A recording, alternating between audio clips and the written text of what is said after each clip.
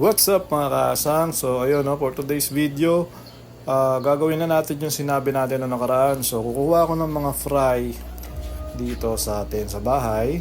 Yan yung mga binibenta ko na 100 pesos each na HB12. So magdadala ako niyan mga siguro 10.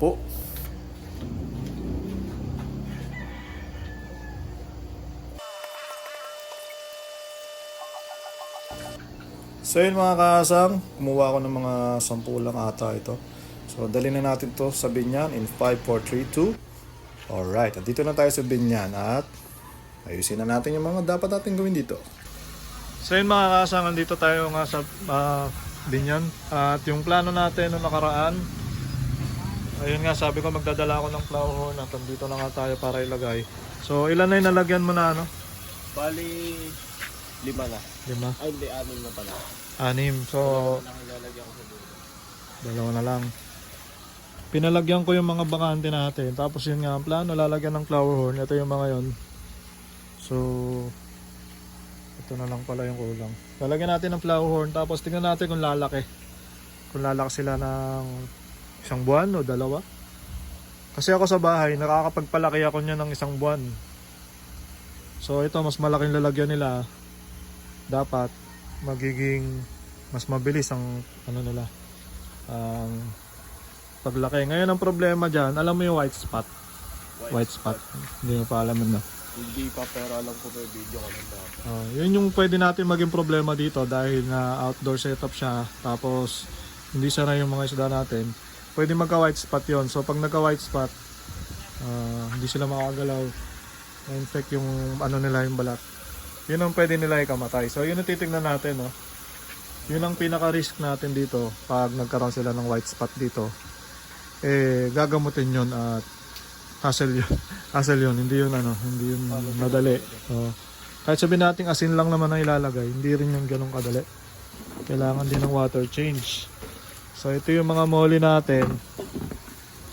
Pagsasama-samahin ko na lang muna siya sa isang lalagyan kasi mas mabilis yata dumami pag ganun, hindi yung 3, 2 lang. Kasi sa gapi kasi ano, ang effective sa kanya 3, 5 sa isang lalagyan. Ang bilis dumami nun. Ngayon, ang pansin ko sa mga molly, pag konti sila, mas mabagal silang dumami. Dumadami pa rin naman pero ang bagal. So ang plano is lalagyan namin, siguro pagsasama-samahin namin sa isang lalagyan muna yung mga molly. Tapos yung mababakante, lalagyan din natin ng flower horn kasi nga madami naman akong dinala, pinasobrahan ko yan. Tignan natin kung anong mangyari. So yun, tanggalin muna natin itong mga to. Yan, puro molly ito eh. Ito nga 2 lang, yung isang pares lang. Wala akong nakita ang fry. Lumalabas na yung halaman. So wala nagtatanong no, anong halaman yan, stricta yan. Gumaganyan talaga siya, lumalabas siya. Pero nandun na siya sa isang maliit na paso. Ano naman ito? Gapi. Laki nito iso, magkano yun dyan. So yung ibang gapi natin, try ko kung makakuha ako ngayon. Hindi na rin ako nagbebenta niya kasi mahirap na rin mabenta. So yung mga gapi natin, tatanggalin ko muna. Tingin ko dito, naglagay ako dito ng ano, ng madami dati. Tapos ang bilis niya dumami dyan. Mas madali makita pag dito, no? Tsaka hindi siya masyadong nalalagyan ng dahon. Dito na lang muna namin ilalagay yung mga molly. Tapos nun, ang diskarte dyan, pag makakita ka na maliit, dito na lang natin ilagay. Bakante to, no? Dito natin ilalagay lahat ng molly. Pag may nakikita ka niyang maliliit, ihiwalay mo dito. Kasi ang molly kasi, hindi siya bigla ang mga nakagaya ng gapi na pag nanganak na 10 agad eh. Ang molly pa isa-isa yan. Minsan sa isang linggo, tsaka nga lang makaka-10 ganun. So hindi natin alam kung kailan siya manganganak, hindi kagaya ng gapi. So pag may nakita ang maliit, lipat mo lang dito. Hanggang sa mapuno natin to, sa iba naman tayo. So ganun muna yung sistema natin sa mga molly ngayon. Kasi hindi umubra yung mga ganito, yung mga trio-trio. Sa gapi kasi dati, pag nilagyan ko ng trio, nilagyan ko ng trio o 5 peraso. Ang dami na yan sa loob ng 2 buwan. Isang na yan, isang katerba na yan. Yung mga molly natin, hindi ganong Hindi ganun kabilis dumami. Ito problema pala dito, no, pag hindi naaarawan. Hindi masyado maganda yung ano, yung halaman. So andito rin nga para i-repair yung ano, yung i-maintain yung mga ayan, no, kagaya nito, naputol yung hose nito. Ano, natanggal yung ganito. Lumulutong kasi. Lumulutong siya. So kailangan ko palitan. Nagdala naman ako ng extra. Tapos yun, gawin na natin yung mga gagawin natin. Yun lang naman update natin dito. Dito wala pa, puro basura pa. Tapos crayfish natin, may naiwan pa yatang isa dito. May naiwan isa. May nakita ko kanina, sinilip ko to eh. May naiwan isang malaki. Doon mo. Saan yan? Ito, pwede rin natin lagyan to ng flower horn eh. Lagyan natin lagyan. Ano mo magpakita sa camera nito.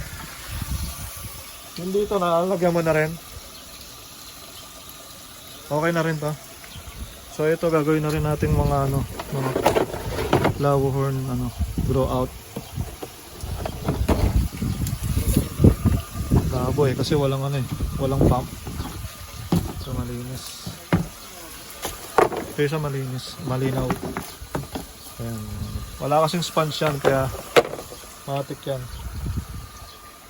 So hindi na lang ko dito, mahigit 10. Random lang din yan. Random. Hindi ko pinili yan. Iuhulog lang natin yan. Lagay na natin dito. Mas madali.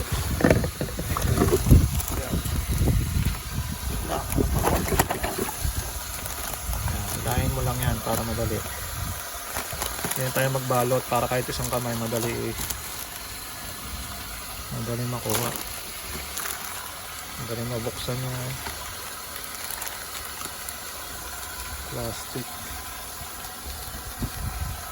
May mga malaki rin pala ako nakuha. 10 piraso lang ata ito. Ano sinobrahan ko ito eh. Ayan. So nagdala rin akong pagkain. Turuan na rin kita. Pico Platinum. Malalaki yan, mga XL size. 1 pieces lang per day. Oh, 1 pellet. Oh, sa ganitong kalaki, 1 pieces lang. Pag bumalik ako dito at lumaki na sila, doon na lang natin dadagdagan. Tignan natin kung gaano kabilis sila lalaki. Kasi depende rin sa laki yung dami ng pagkain. So ito, isang beses lang isang araw. Isang beses ang araw, isang piraso lang. Araw-araw mo ba sila pinapakain? Uy. Ano, araw-araw ng mga po. Kung hindi ko mapakain, Wala. hindi ko naman ano. Hindi ko naman. Basta ito araw-araw lang. Kung umalis ka naman, pwede namang hindi siya kumain ng isang araw. Pag ano, yun nga, pag nakalimutan mo siya ng ano, ng pakain ngayon, kunyari ka nagpakain ngayon, bukas, normal pa rin, isa pa rin ng pakain mo. Huwag mong gagawin dalawa. Oh. Kasi ma-overfeed lang yun. Huwag mong habulin ganun. So ito, diretso na lang natin ito ilalagay. Ito yung laki oh. Ito yung dalawa. Dito natin yung ilang natin. Yung mga bakante, lalagyan lang natin yan. Lalaki ng lalagyan yan. Mga 20 gallons yan, kaya ano, sigurado na mabilis lalaki. So hindi ko to pinili guys, ito yung mga pambenta ko eh. Pero hindi ko to pinili. Basta kinuha ko lang. Naikal ko naman na yan, kaya ano, wala na ako masyadong kal dyan. Paglaki na lang, malaman natin kung male o female. So, yan. Sana magtagumpay tayo sa ating may isip. Tapos ilipat natin yung mga molly. Doon natin lilipat lahat. Gawin ko na kaya. Madali lang naman yan eh. Habang pinupuno niya yung tubig doon, hindi natin yung mga molly. Ito mga napili ko na tong molly. Ay, magpahuli. Yan. Huli ka. Dito natin nilalagay lahat. Tapos yun ang instruction. So ang instruction ko kay manager, dito lahat. Tapos pag may maliit, talagay niya dito. Ganun ka simple lang. Malaman naman natin kung ano eh, kung okay siya. Pag di okay, palit tayong diskarte. Kunin natin. 2 piraso lang to. Ito kala ko manganganak na yung taba kasi. Ang tagal ko inabangan eh, 1 buwan, 2 buwan, wala eh. Wala. Mataba lang siya. Fake news. Fake news naman. may pwede ka makuha dyan ng halaman na nakapaso. Lagay natin dito para dagdagan lang natin konti. May isa na dito pero mas maganda dagdagan natin. Kasi sa flower horn, hindi naman kailangan yan. Ito, kahit ito. Na naninilaw yung mga halaman kasi hindi na naaarawan eh. Kasi nga tinatakpan na natin. Yun lang ang doon. Yun lang ang downside pag may takip. Hindi kagaya nitong mga mga nandun. Mga nandito yung huli natin din na. Green na green pa rin, diba? Ito wala. Naninilaw na. So yun, kunin muna natin guys yung mga kukunin natin. So yun mga kasang, nailagay na natin yung mga fry. Nagtataka lang ako, 9 lang yung nadala ko. Basta gel lang tsaka yung tatlo doon. 9 lang yung nadala ko. Pero ang alam ko mga 12 yun eh. Ba't naging 9? So babalikan ko na lang kasi ang dami pang bakante doon. So, mga 5 pa yata yan, no? So mga 5 pa yung bakante. Tapos yung mga gapi natin, hindi ko pa rin makasikaso yan. Susunod na lang. Tapos yung mga kailangan natin i-maintain dito, mga sponge filter, tsaka mga air hose, tsaka mga airstone.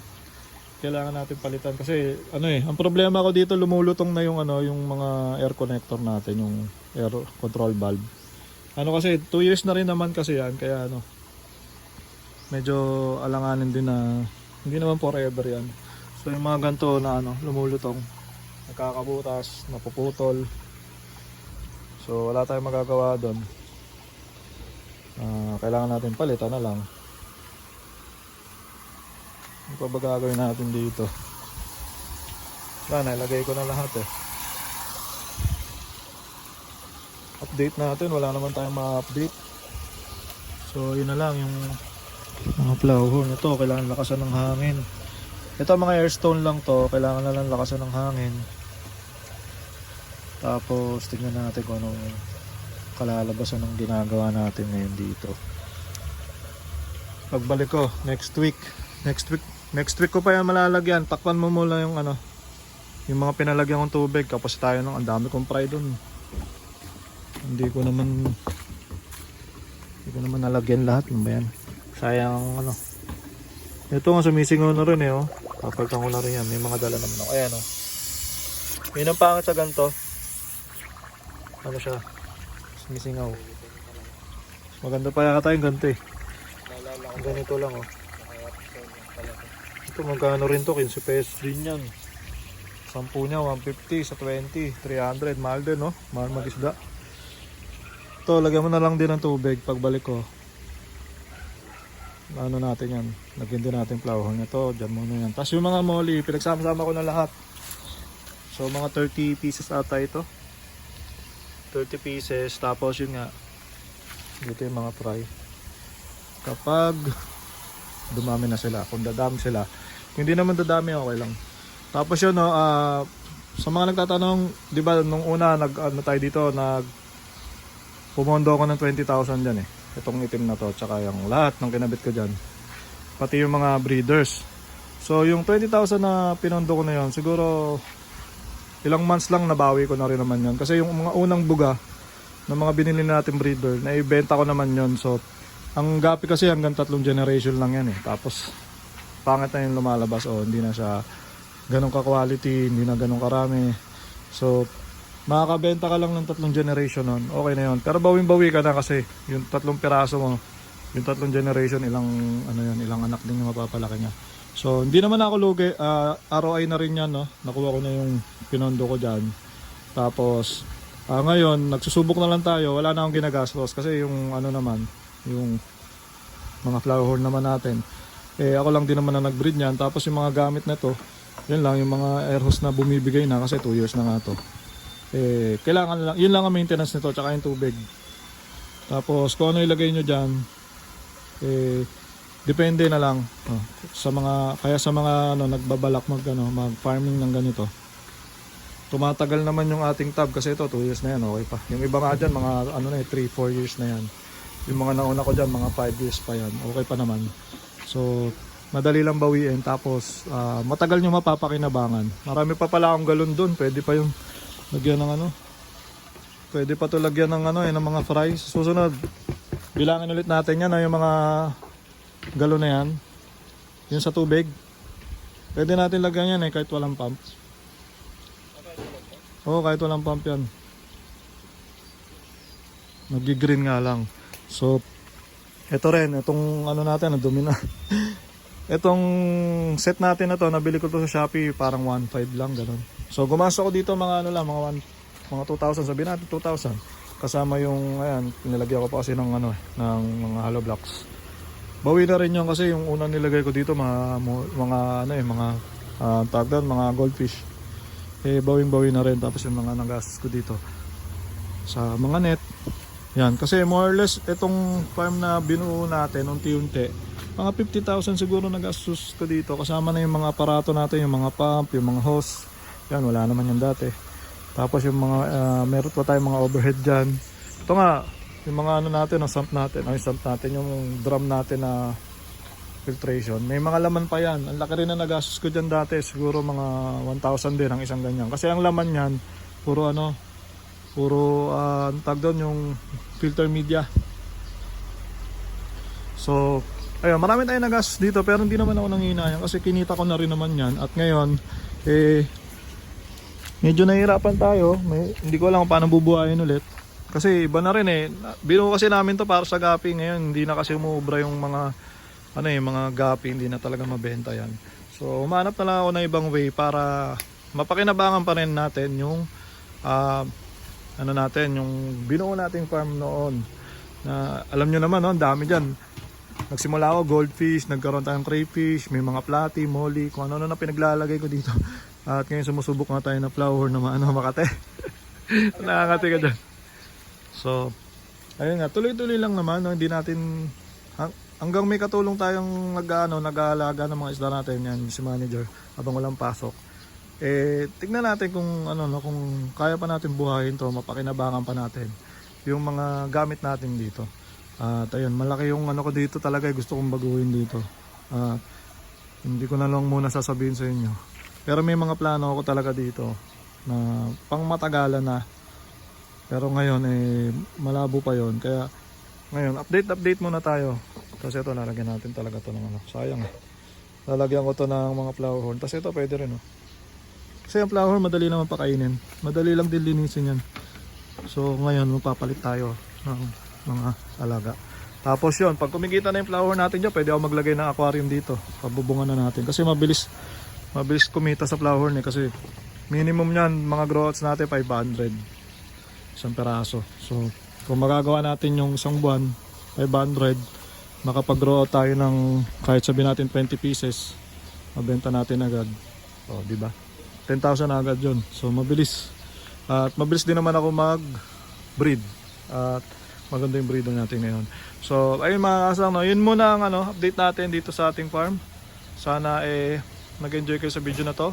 At ayun, maraming salamat sa mga nanood. Peace out. Alright. Peace out.